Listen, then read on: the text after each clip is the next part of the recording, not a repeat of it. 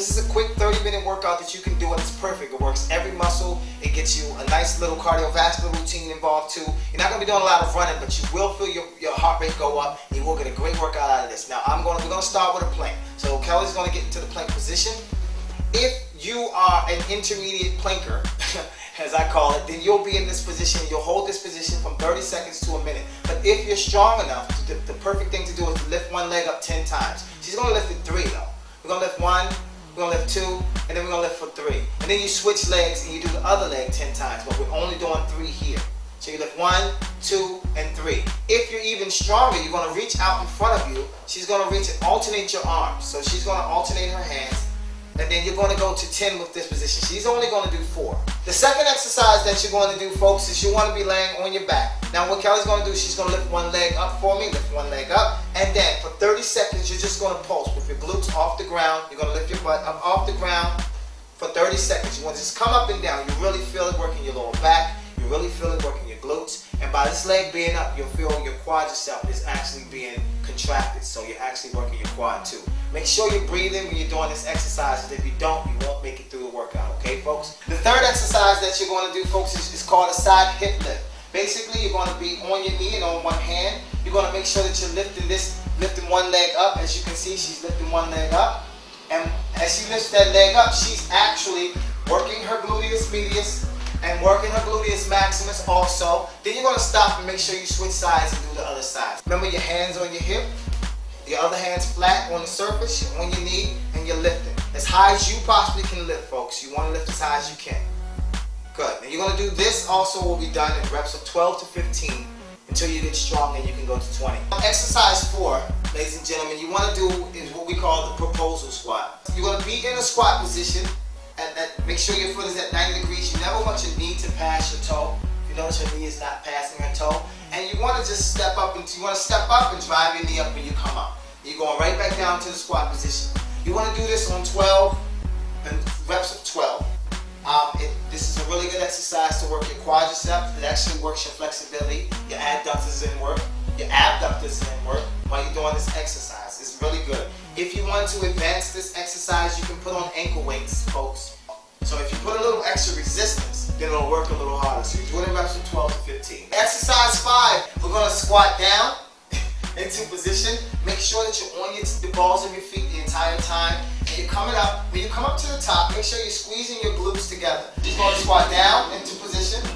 And then she comes back up and she squeezes her butt together at the top. That way you can work your glutes and your calves are being worked because you're staying on the balls of your feet. To advance this exercise, you can always add, again, some weights into the exercise.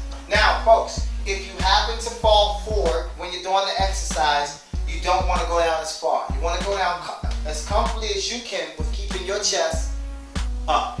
Exercise 6, folks, I like to put abs in between exercises. Most people, when they work out, they'll do abs at the end of a workout. So what you want to do is to get more abdominal work in, is you want to slip an abdominal exercise in the middle. It's a smart thing to do, and then do it again at the end. What Kelly's going to do is, I call this scissors. You make sure you put one toe on the back of one heel here, and she's going to reach for her toes. So she's reaching for her toes. If you can't reach your toes, because most people cannot reach their toes, and that's okay. Just get as close as you can to your toes. If you have a shoestring hanging, reach for that. Make some go. If it's your shins, your knees, make sure you're reaching. So then you're going to switch legs, and you're going to do it again. This you'll be doing in reps of 12 to 15. 15 is really tough, and you'll really get tight abs. If you notice, she has really nice abs. After you do those in sets of 12, you want to start taps. She's going to sit up, cross your legs at the bottom, make sure your body is in shape of a V, and you're going to tap the ground from side to side, like she's doing, like so. If that's too easy, and it should be tough after you've done those scissors that we just did, but if you're more advanced and you need to add resistance, we always can throw in a little extra weight. What we're going to do is, we've done this in the glute exercise, plug. Again, she's squatting down, she's reaching out, and then she's going to kick back. If you notice, her back is in. You want to kick as high as you possibly can, working this glute, your butt muscle here. So she's kicking as high as she can until she feels it tighten up in there. That way you can get a nice derriere. You're going to work in the hamstrings a little bit, and then you're going to switch, and you do the other leg. In this exercise, you want to do it in reps of 12. If you don't have enough balance to stand in that position, as we said before, you can put your hands on your knees, and you can do the exercise with your hand on your knee and kick back. Okay, so for the next exercise, ground. Now, the thing is, for beginners, you just come up and down and you just lift your hips up and down. This is for beginners. If you're more advanced, you're going to take one hand, that hand goes in the air, your hips stay still, and then the hand comes up and down in front of you. This is going to work your core. It's a really good core exercise, and people don't understand the importance of core. But if you have a loose core and you work on your abs, you may just get some development in your abs, but you still can look loose. Remember, you're up and down with this exercise, doing reps of 20. But then if you're more advanced, you go to the arm. If the arm is too easy, some folks, you've been athletes in your prior days, and then you gain a little, so you might still have a strong core. You want to add a weight. I don't have a weight to get, but maybe 5 to 8 pounds, ladies. For the fellas, 10 to 12 pounds, depending on your strength. Next exercise is going to be for the hamstrings, and it's also going to work on your stability. A lot of times people walking down the street and then they bobble. You ladies, you're wearing heels and you're falling over and stuff. This is going to work on the stabilization in your ankles, and it's going to make you look good in your lower legs. If you got cankles, this is the remedy. It's called a Romanian deadlift. It's become a fad in America. Thanks, Romania. Hallelujah. Okay, she's going to do the Romanian deadlift. Single leg Romanian deadlift. This is the advanced version. When you're coming back up, you're going to kick your leg back out. If you want to downgrade the Romanian deadlift, you don't move your leg at all. So you just go straight down without moving the free leg, okay? That's the downgrade of the leg, of the single Romanian deadlift. If you want to upgrade it and you feel like a superstar, then you add yourself a little bit of weight into the situation. And then you're going to go down and up with this weight. So she's going to come down with the weight, and then she's going to come back into position. You can hop too. She wants, Kelly gets you. Try to get her a boo. No, you can hop. you can definitely hop with it too. This is the next exercise. Now this is really good if you want to work your adductors, which is your inner thighs, ladies. And if you ever had problems in your inner thighs, this is a really good exercise for that. So she's going to step out to the side.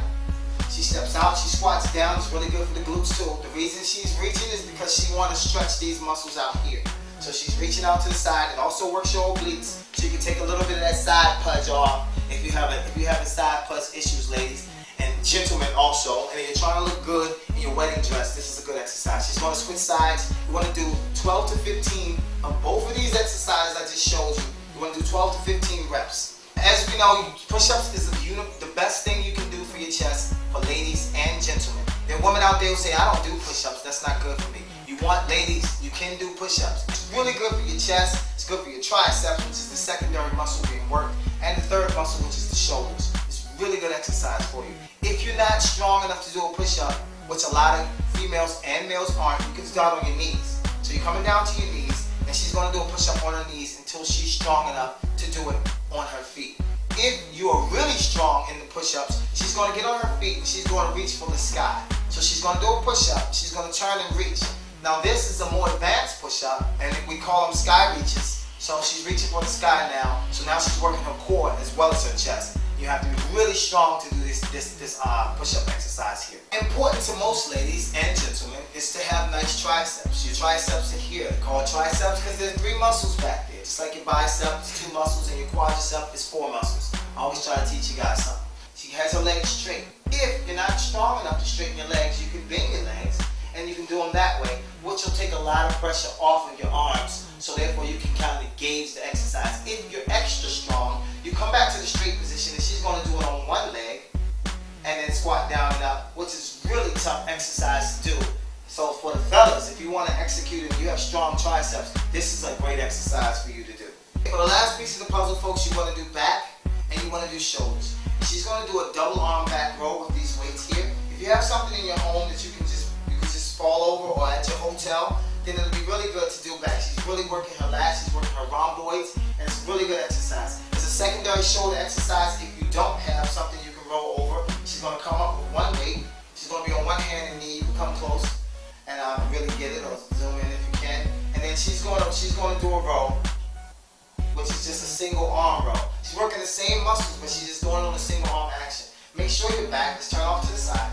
Make sure that your back, folks, this is very important when you're doing this exercise, because I've seen a lot of people do it wrong, and they hunch their back. Make sure you have a dip in your back. So you want to have your shoulders up and your butt up, and the middle of your back is going to come down.